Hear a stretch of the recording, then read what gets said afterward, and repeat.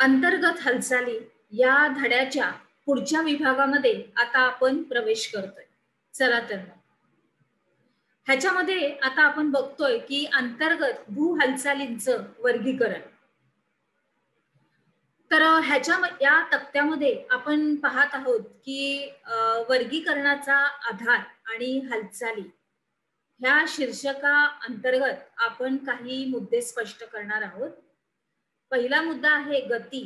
तर ती कोणत्या हालचालीमध्ये समाविष्ट होते? तर मंदभू हालचाली सातत्याने होणाऱ्या.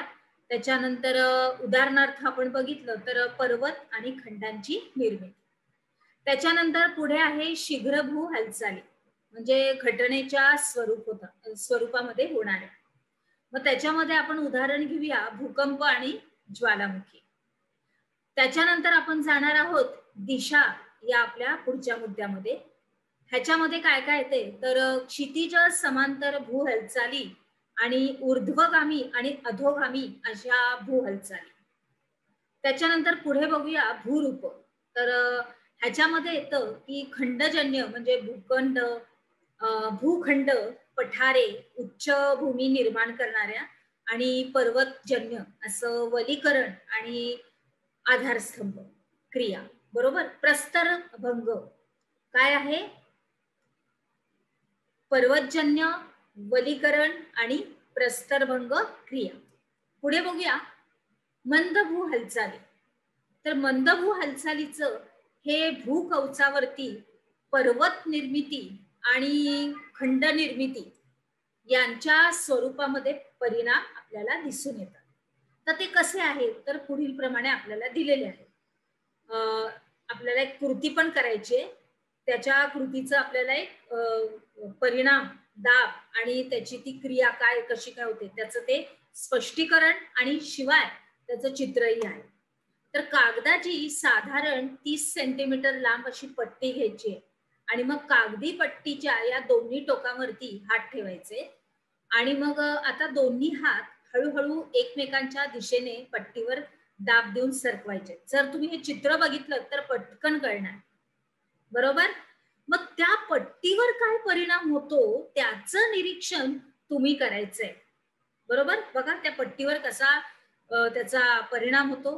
पट्टी जर समांतर एका आपल्या बाजूने घेतली तर त्याच्यामध्ये त्या एकमेकावर चढतात आणि जर का लांब लांब गेल्या तर काय होतं त्या ते दुभागतात आणि थोडीशी मधी सुद्धा जागा होते. आणि जे मंद असे आपले मृदू असतात खडक त्यांच्यावरती काय होतं बघा अक्षरशः त्याच्यावर घड्या पडल्या जातात आपल्याला दिसतंय.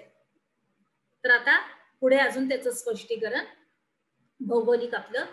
तर कृती एक प्रमाणे पट्टीच्या दोन्ही टोकावरती हात टेकून दोन्ही टोकं एकमेकांकडे जर सरकवली तर त्याच वेळी पट्टीवर जे कार्य झालं त्याला दाब म्हणून संबोधलं जातं. मग पट्टीच्या या दोन्ही बाजूंकडून पट्टीच्या केंद्राकडे दाब दिला गेला. परिणाम काय झाला? पट्टी सरकली आणि तिला घड्या पडल्या आणि अशा प्रकारेच भूकवचामध्ये दाबामुळं हालचाली निर्माण होतात आणि त्याच्यामुळं भूकवचाला काय पडतात? घड्या पडतात. मग आता त्याचं थोडस आपण उदाहरण पण बघूया की कसं असतं ते. वली पर्वत. तर पृथ्वीच्या अंतर्गत भागामधून ऊर्जेचं वहन हे होत असतं आणि या ऊर्जा लहरी मृदू खडकांच्या थरांवरती क्षितिज समांतर आणि एकमेकांच्या दिशेने दाब पडून वळ्या निर्माण होतात. म्हणजे घड्या अशा अशा अशा अशा निर्माण होतात आणि मग दाब जर तीव्र झाला तर या वळ्या ह्या ज्या वळ्या असतात त्या अजून मोठ्या प्रमाणात पडतात आणि त्यांची गुंतागुंतही वाढते आणि मग परिणाम काय होतो? पृष्ठभाग उचलला जातो आणि वली पर्वतांची निर्मिती होते. उदाहरणार्थ हिमालय, अरवली, रॉकी, अँडीज आणि आल्प्स हे जगातील प्रमुख वली पर्वत आहेत. पुढे बघूया.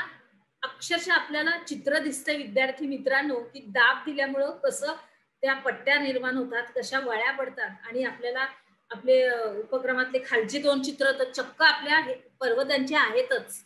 कसा त्या वली पर्वताचा परिणाम झालेला आहे आणि उजव्याकडचं चित्र आहे ते हिमालयचा छोटासा भाग दिलेला आहे. भाग आले लक्षात?